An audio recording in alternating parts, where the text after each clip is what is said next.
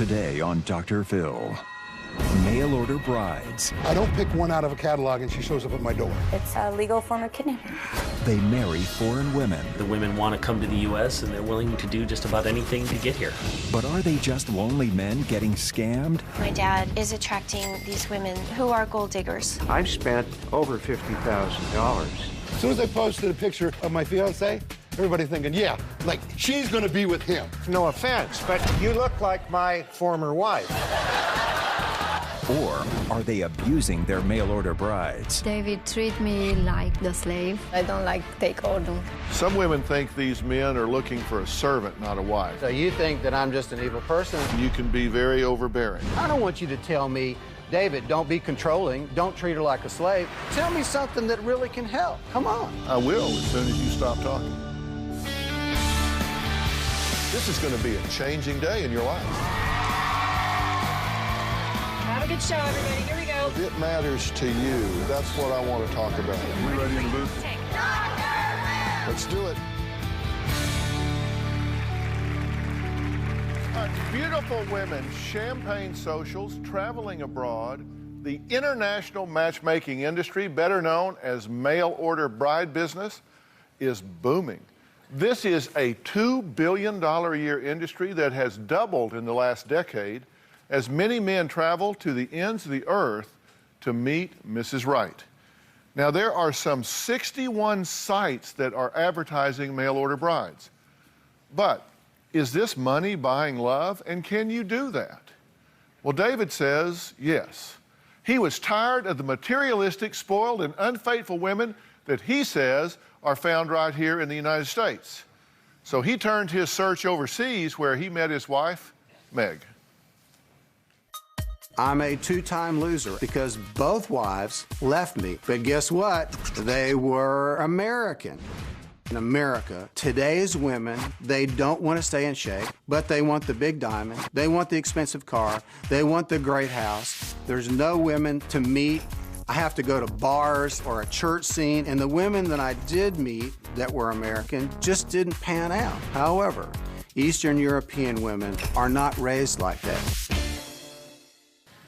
Well, David says his wife, Meg, has all the qualities that he was looking for. He says she's sincere, that she's faithful, she's genuine, and she even cleans the house. But Meg says her new American husband treats her like a slave. When I met Meg, I thought this girl really had potential, and I was willing to roll the dice and travel 7,000 miles to meet her. I meet first time to the airport, and he look at me and ask me, "You like me?" And he hugged me, you know, he's very strong, and I say, "Yes, but you like me?" Saw that she had the qualities that I was looking for in a woman. I snapped her up. Meg and I have been married about 2 years. I'm very satisfied with my marriage with Meg. David treat me like somebody like he hired. I don't know if you say the right word, is the slave. Eastern European women love to keep their house clean. I love a clean house. All the time he must have clean and make the right food and take care of the baby. And I say, don't forget, I'm your wife. We have conflict. Meg is not willing to address the communication barrier. Meg will tell me, go get that from underneath. Who in the world would have any idea what she means? She thinks I can look at her ass and read her mind. It's not gonna happen. I don't like David how he speak with me. Sometimes he speak like a boss and very loud. That's a problem I have. You know, I speak too loudly. And they say, you listen to me what I told you, because if you don't listen to me, I told you, I leave. She's not gonna completely flip out and get rid of me. I just can't see it happening. Well, I hope that doesn't happen. Oh, so believe me, Dr. Phil, it's not gonna happen. These problems are relatively small. I think you can solve it for us. I really do. I respect you. Go ahead. Come on, you're the boss. Yeah. Well, we'll see. You brought her out here in an interesting way. Okay. Let's take a look. There's no sound to this, but you brought her out here, carried her like across the threshold here. That's right. Some people might say it's sort of like property, but you said, where should I put her? That's right. Yeah. So y'all have been together how long? About 2 years. Almost 2 years. Almost 2 years. Now, you met at the airport. Did you know right then that she was the one for you? I knew before that, Dr. Phil. I just wanted to confirm it. From emails and phone conversations? Remember video conferencing on Yahoo. Yeah. And we were able to see each other and speak to each other. Right. For long periods of time. Did you like him when you were talking to him on the Yahoo and all? And when you met him at the airport, what was your attitude? Yes, I like him when I speak on the Yahoo. And we speak a lot in the phone, too. And when I meet to the airport, it was, you know, wow. I say, oh, my God, it's not what I expect because it was so friendly. You threatened to leave him and go back to Romania, right? I don't like when somebody orders too much and be a boss because I don't like take ordering. Yeah. Are you too bossy? I am. It's something that I need your help with. You say you refuse to date American women because you made a list. They don't see marriage and having children as a lone satisfaction, right? Correct. You said they're unfaithful and cheaters. They are. That they're not motivated. They're not. To be faithful, dedicated, honest, and unspoiled. They have no idea what commitment means. They're spoiled. No amount of money can satisfy them. They think a broken fingernail is a crisis. They want the most expensive, newest, shiniest article they can have, and price should not be a problem, and they're compelled to get better than what they have, whether it's a new car, a bigger ring, whatever. That they think that reflects the amount of love, what they get. And you said they're not healthy, don't eat right and exercise. They look for an excuse to whine or complain. You hit the nail on the head, Dr. Phil. No. That's what... No, you said it. Well, actually, I said it. But isn't that casting all women in a pretty broad net of stereotypic traits and characteristics that you're assigning them? Yes, but I'll tell you why. For 59 years, I tried my darndest to meet a woman that would be sincere. And I didn't go anywhere else. I didn't travel anywhere, so I stayed here in the USA. Right. Well, my experience tells me that they're not. I mean, I got married twice, got divorced twice. I've dated hundreds of women, and she knows that, and Meg knows that. And I've never met one that was. Did you contribute to those failed marriages? Absolutely. What was it that got in your way about your characteristics? I was too nice a guy, Dr. Phil. Yeah. Well, that's kind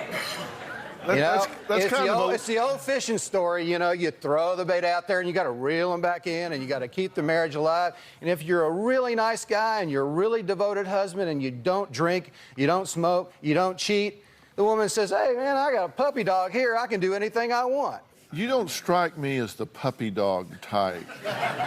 You strike me as being very outgoing, very outspoken, and I wonder if you were a bit overbearing in those marriages. Of course I was. I just am curious if you're doing the same thing with her, because she says you're bossy, to the point that she's threatened to leave you and go back to Romania. Yes. That's true. So are you doing the same thing in number 3 that you did in numbers 1 and 2? I am, but I'm trying to learn from my failed marriages, from those experiences. I'm trying to be less controlling. I'm trying to be less domineering. And I think it's working. I think it's working. I mean, the biggest problem is this language communication. To enable me to communicate to Meg without being domineering. So you tell me, how does a guy do that? Well, here's what she said. She says that she threatened to return to Romania because you were telling her to wash the dishes, refill her own prescription, and she said you got on your knees and begged her to stay. That's true.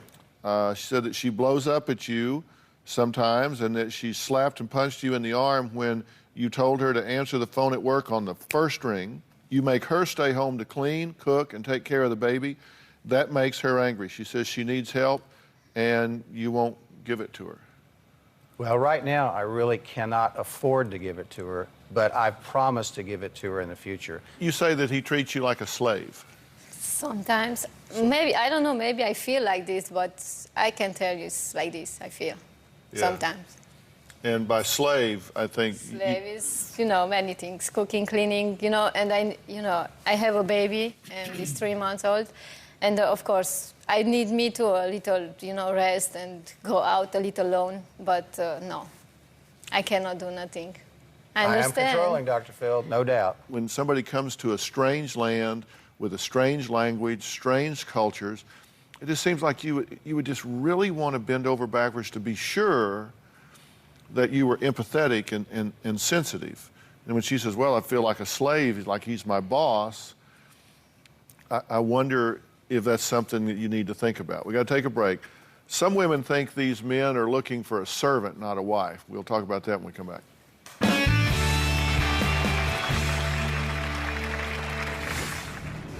Mail order brides are a legal form of kidnapping. It's worse than prostitution because it's like you're hiring a slave. These men are misogynist. They are meeting women thinking that they could just buy them, that women are commodities. They're looking for a submissive woman, guaranteed. And later, I live in Southern California, and the women here, and I'm sorry, it's the truth, they're phony. Phony boobs, phony nails, phony they got Botox.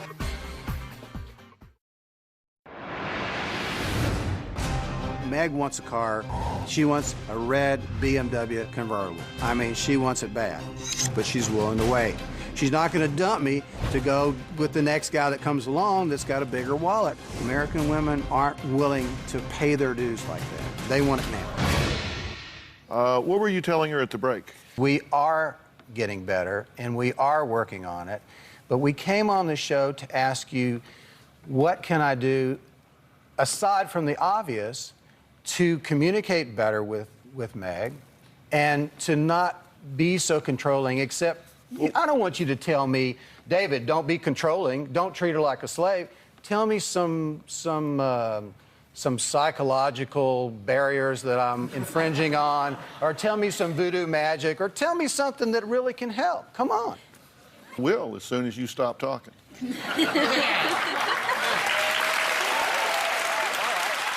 See, I'm digging that hole, aren't I?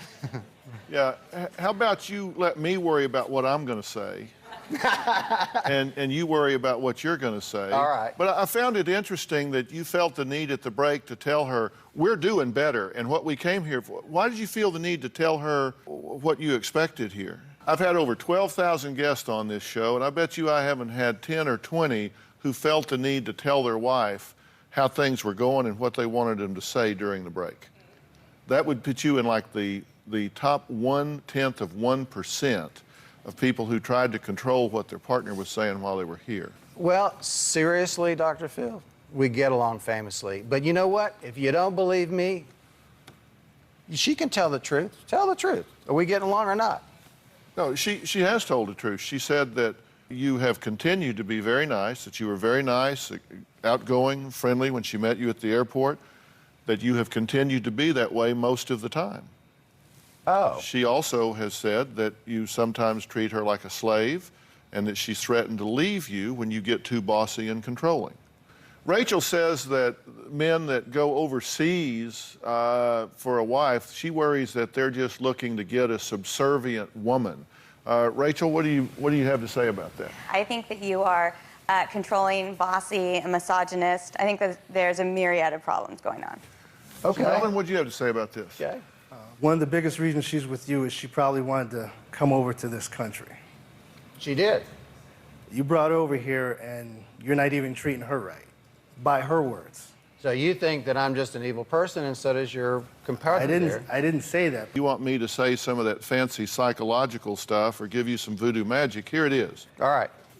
You can be very loud, and you can be very overbearing. Okay. True? True. If you really sincerely want some input, my input for you is this. Okay. I think that you are very stereotypical. You have written off a large group of women as being flawed in terms of being materialistic and pampered and whiny. These are your words, not mine. Yes, sir. And as a result, I think that suggests to me that that you might have a bit of a misogynistic attitude towards women, and that can get you in trouble with a woman. I've been married 34 years, and I can tell you women are very sensitive to the way they're treated and interacted with. I also know that you're very outgoing, and that you've had 2 marriages that have not worked. You describe yourself as a 2-time loser. That's your words, not mine. It's true. And what I'm telling you is I think you need to be hypersensitive about being empathic in her behalf. In a situation like this, it's endemic upon you to bend over backwards to put yourself in her shoes and say, how can I make this ride more comfortable for her? This is the mother of your child. This is a woman that you love and loves you. So you should wake up every day and say, what can I do today to make her life better here, so she finds out that she's won the lottery over here, that this isn't your 3rd failure, that instead you just bend over backwards to help her. Is this concurrent with the golden rule, or am I missing it? I think you can certainly say it's in parallel to the golden rule. I think there are some unique challenges here because there is a language barrier here, and we say it like she has a language barrier. We have a language barrier. She's fine with her language. It's just that we need to be sensitive to that. It'd be very frustrating not to be able to find the words to say everything you want to say. And because there's an imbalance of power, you need to be hypersensitive, hyper-vigilant, that you don't even unintentionally exploit that. I'm going to work my darndest to not be the person that they think I am. Well, that's sincere from my heart. Yeah, no, I believe you, and I hope you're hearing what I'm saying. I do. In this situation, right, you should be hyper-vigilant to be sensitive to her feelings. Thank you, Dr. Phil. All right, we'll think about that. All right, we're going to keep talking about this. I'm going to let David chime in because he's got some experience here for some guys that don't have this experience yet. My next guests are both single men who have spent thousands of dollars looking for a mail-order bride. We're going to find out why their family and friends say they have gotten taken for a ride. We'll be right back.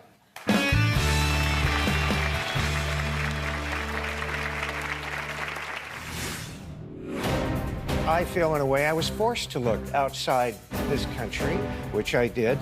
So I went to Russia and Ukraine 3 times. And you almost got killed. Twice. You are watching Daytime's #1 talk show. All right, Bill and Wayne both insist they can only find love overseas with a mail-order bride. You say the word mail-order bride. You know, let's say something for the record.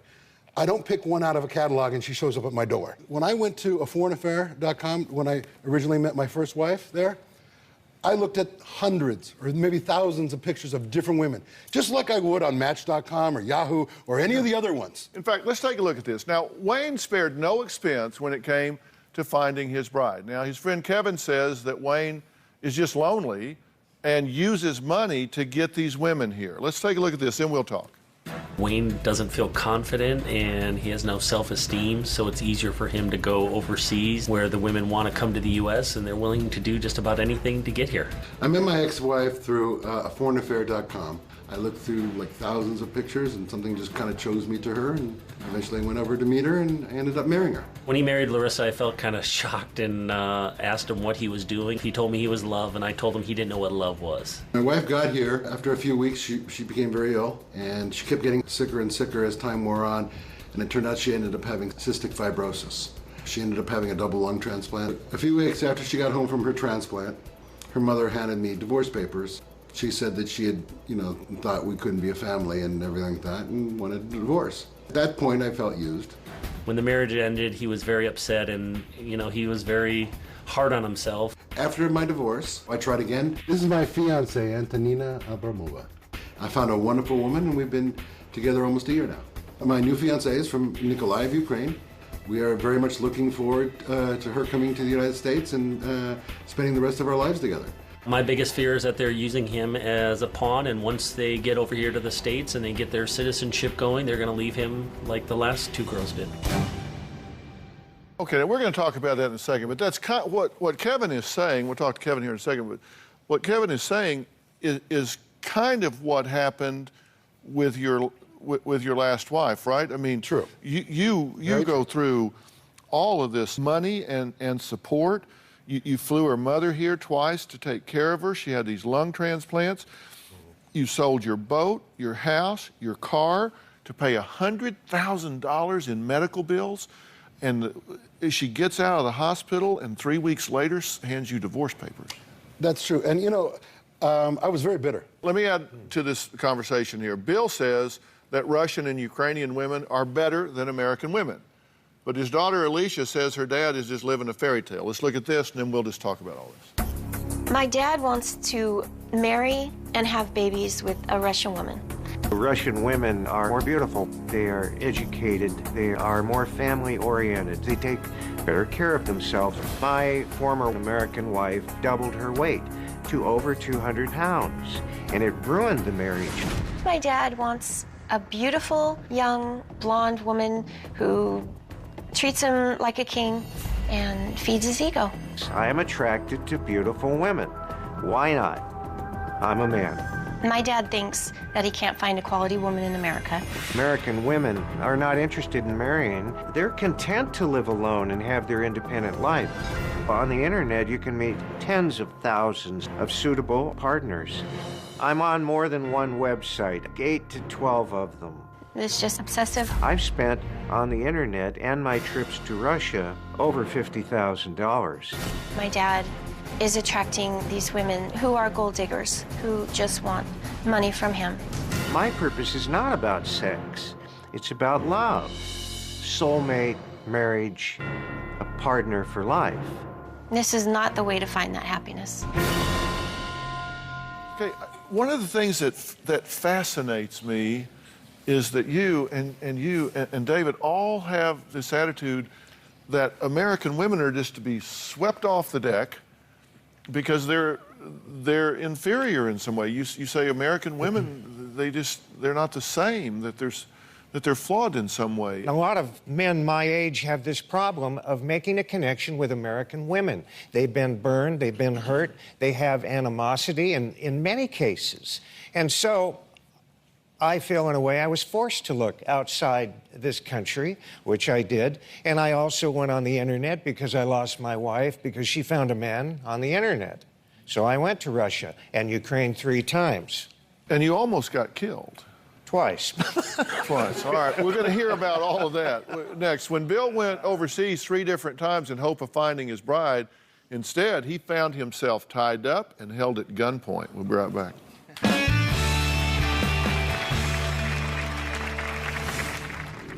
I was hit in the jaw by a drunk man and robbed.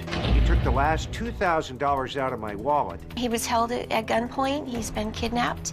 They took me against my will. One of them put a gun to my head, and he clicked. I have a fear of Bill going over to Russia. Some men were after him, and one of them hit him in the jaw, right on the street. He could be killed. It's just a very dangerous place. So that was Bill's mom talking about her concerns about Bill going abroad. She obviously is worried about her son. Now, Bill has been kidnapped and mugged while looking for love in Russia and the Ukraine. Now, Alicia says that her greatest fear is that he's going to end up dead and nobody will even know. Take a look.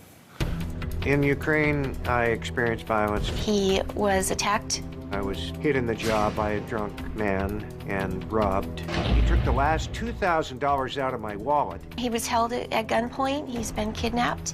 They took me against my will. One of them put a gun to my head, and he clicked, and he's laughing.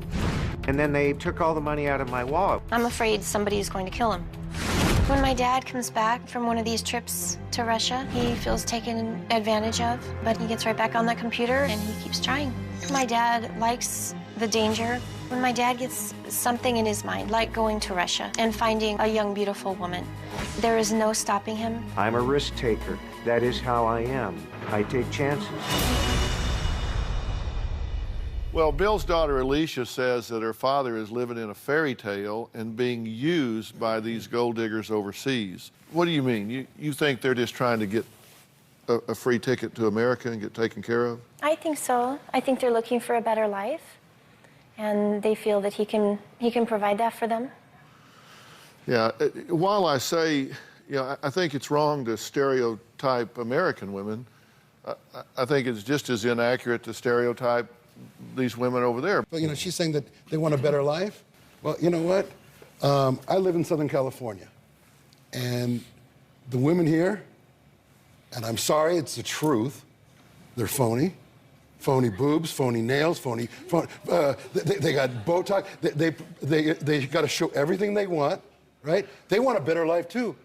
I have a philosophy about dating in California. When a guy goes out with a girl thinks all the guy wants is the and the guy thinks all the girl wants is my money. People do things for a reason, and look, I think I have a very realistic self-image. Okay, I'm 60. I'm bald, I'm a grandfather, and if there is some Eastern European girl that is 20-something and looks like this picture we just saw, I guess it was your girlfriend, fiance, your yes. fiance, yes. that we were looking up here, that's just dying to be with me. I'm fat. I've seen myself naked. I don't like what I see. Okay, so I guarantee you, a woman, in the United States is going to look and say, they're not going to say, oh gosh, wow, you look so handsome. But you know what? They would say it in your case because you know what? Dr. Phil, he's a celebrity. He's got money, and they would go that route. And don't exactly my point. But wait a minute. This woman and I have been corresponding since April of last year. She's never asked me for anything. Zero. I'm not talking about you. I'm talking about me. And I have a beautiful wife. No, but I mean... Thank you. But I'm serious. I'm serious. I thought you forgot. What? I thought you forgot there for a second. No. I have a beautiful wife, but we're 3 years apart in age. I'm just saying, somebody that's 20 years old, what do they want with a 60-year-old well, man? She's 36. Okay. Well, but you know what? You don't know how old she is. I've actually met her, and I do know how old she is. But you know what? This young blonde over here, if I would have go to approach her, I guarantee you she wouldn't even give me the time of day. I'm not her type. I'm not this. I'm not that. Well, why is this girl? Because you know what? In the Ukraine, fact, most of the men there are alcoholics. Fact. Most of the men could care less about family. How old are you? Well, I tell them that I'm 56. Yeah. And you're not? No, I'm about your age. Yeah. Okay, do you worry that someone why someone that would be a third your age, that could be your daughter, would choose to be with you other than for an ulterior motive? Well, the two women that I'm interested in marrying both live in Russia. They're both 38 years of age. They don't want to come to America. They don't want U.S. citizenship. They don't need my money, not that I have much money. And not now. One woman... Well, you lost. I lost almost $50,000 in like 5 years. But these women, one of them makes $150,000 a year. Masha, she puts on parties for Putin. Okay? And she's also head of PR with the largest construction company in Russia. The other girl is a lawyer and an accountant, and she makes $2,500 a month. So they don't need my money, and they have never, in over a year, asked me for money. How do you know all that's true? One is represented by an agency. These beautiful, intelligent, professional women can't find somebody out of 175 like million he said, people? I lived there for 8 months, not like him. 8 months. I found a woman I loved and wanted to be with. I wasn't coming back to America, but here I am. All right, well, we have to take a break here. I find this fascinating, and I want y'all to get your side of this, because I think you're informing us on a lot of stuff. Absolutely. Good. All right, my next guest, Luda, gave up a successful life in Russia to be with the man of her dreams. But her fairy tale wedding turned into a living nightmare. We'll hear what she has to say when we come back.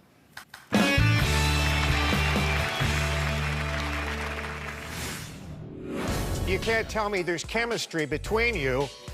Well, She's not going to have it with you. I mean, you look like my former wife. No offense, but...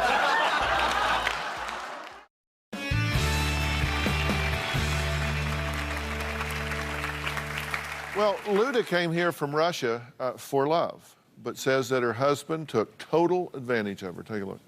I met my ex-husband online. When I first met him, he was very kind, handsome, unbelievable, wonderful. After we got married, he changed his attitude. When he became angry, he called me names. He told me, get out of my house. In spite of we bought this house together. He said that I can do whatever I want for you. I am powerful, I am American, and who do you think you are? One night, he turned off heater in the house, and it was about 20 degrees. When I asked him why doing this, he asked that I pay for heater. So I gave him money, and then he turned on heater. I felt very helpless. He said, I cannot tolerate women more than 2 years. I am his 4th wife. Right now he lives with my best girlfriend. He left me for her. It was humiliation. I made a mistake when I got married to him. Well, Luda, thanks for being here. So you're obviously still living and working here? Yes. Are you glad you're here, or do you wish you were back? My son here with me, he's 19 years old. When we came here, he was 14 years old. He's in college now. And so I cannot play his life. I have to stay here. I have to support him. So I'm trying to survive here by myself. Are these guys headed in the right direction? Are their motives right? Will this work out for them? It's a very bad idea to get married to a Russian woman before you live with her, before you know, and you have to know a reason why. If you fall in love, if it's real love, of course it's reason to get married and to be together. Kevin, are you concerned that Wayne's headed for cruising for a bruising? Yeah, he's going in the same direction he did last time. I mean, the girl is beautiful, and after she gets over here a couple years, she's going to leave him, and it'll be divorce number 3. I mean, I love him to death, and I don't want him to get hurt, but he's going to get hurt. I'd rather see him spend that money on himself to better himself with fitness and health so that he can attract a beautiful woman in the U.S., because there are a ton of beautiful women in the U.S. Are they going about the wrong way? What's not going to happen, dude? I don't think that any money in the world is going to allow either of these two gentlemen to marry a woman half their age or even maybe close to their same age. And one of the reasons, I think, is this cultural difference that nobody's really touched on yet. There's a huge cultural difference between American women and foreign women. The one thing that people are forgetting about these mail-order brides, how many people in this audience would leave all their friends, leave all their family, go to a country that they is not a native language to, just to be with somebody on the hopes of a better life? One lady, okay? You know, very few people would. People are people. I don't care where they are on this planet, Dr. Phil. The Russian women have the same desires and wants as American women. They love family. You know, they might be closer in Russia to family, because my experience was with the 3 women and the 3 trips I made over there, every day they talk to their children and their parents. They're constantly in touch. We don't have that in America, certainly not in my family. That's part of the cultural difference, But don't you agree? you're wrong.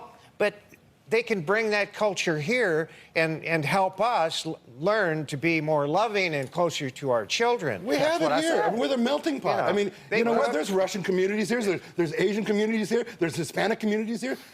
I mean, I don't have to go to Russia to find a Russian woman. There's Russian communities right here in Los Angeles I can go to if that's what I really wanted. Why don't you? Well, because you know what, Dr. Phil, I'll give you the great example. When everybody, as soon as I posted a picture of my fiance, everybody thinking, yeah, she's going to be with him. That's the mentality of the United States. Oh, she's way too beautiful for him. You know, that he's out of the quote, out of her league. Well, you can't tell me there's chemistry between you.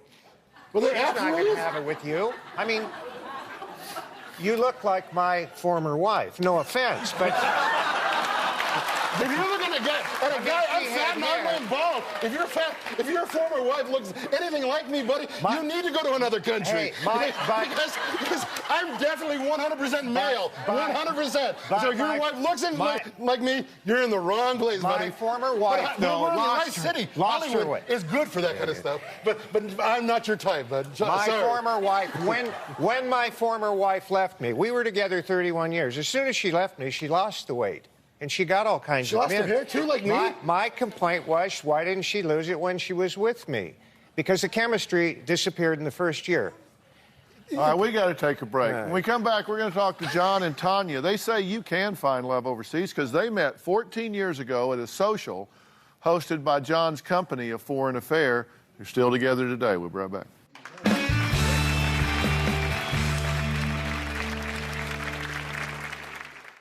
I think when you go to the international dating sites, I think there is more of a meeting of the minds about what they're looking for. Now, the co-founder of the Phoenix-based Foreign Affair, John Adams, and his wife Tanya met at one of his company socials. Now, he says the stigma associated with international dating is just really born out of ignorance. And I'm going to turn myself in on this because I'm not versed in this. What is it we're so ignorant about? But I've been doing this for 16 years, and I was lucky enough to meet Tanya 14 years ago at one of our socials. And I've dealt with thousands and thousands of our clients, and it's just another option. I mean, there's nothing wrong with American women. When people throw out that term mail-order brides, it's really quite offensive. I know it's offensive to my wife because, we met, and there was a strong chemistry, and it took us 1.5 years to get married after we met. I think a lot of people think that guys just go over and meet, and they bring her back in a suitcase.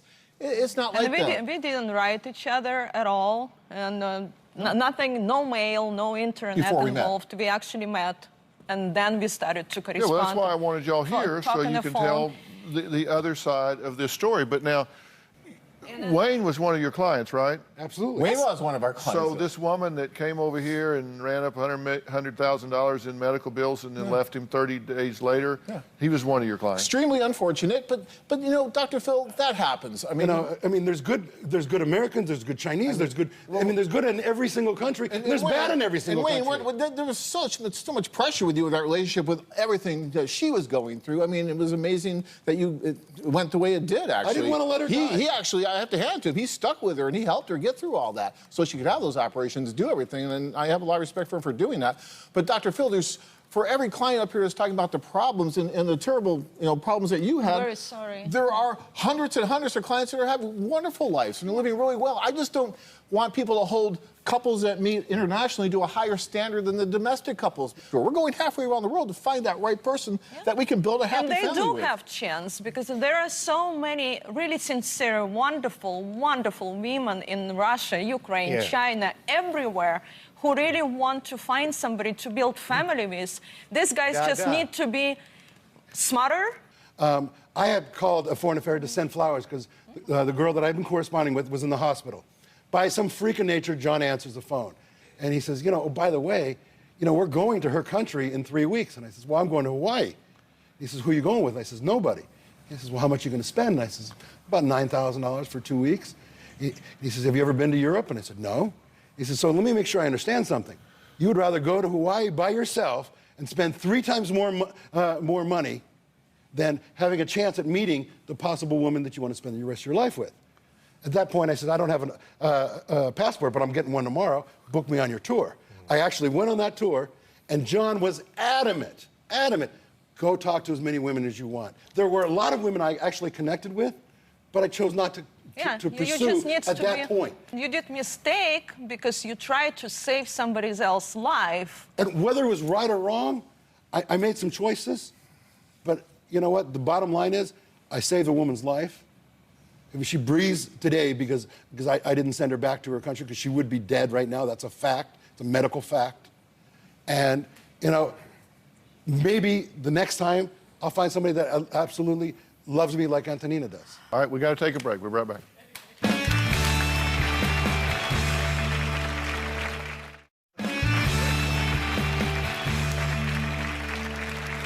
I really appreciate y'all giving us your point of views on this. I think it's going to stimulate a lot of conversation, and I think people maybe are going to change their view about some of this based on everything that everybody said. I wish you guys the best. I hope you stay safe and don't go over there and get yourself killed. That's no good for anybody, right? And I want to thank all of my guests today, and a special thanks to John and Tanya from A Foreign Affair. Thanks for being here. So long.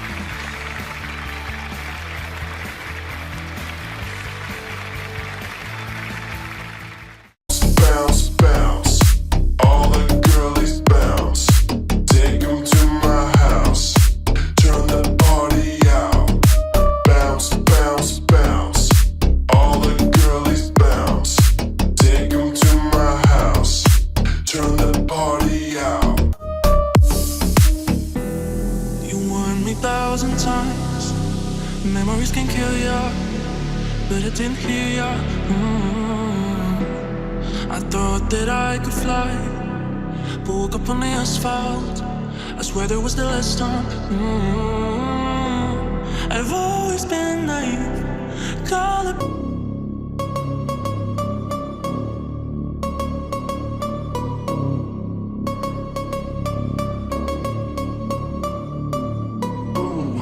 You know we gon' get it. Ooh, you know we gon' get it. Ooh, you know we gon' get it. Every day and night, that's right.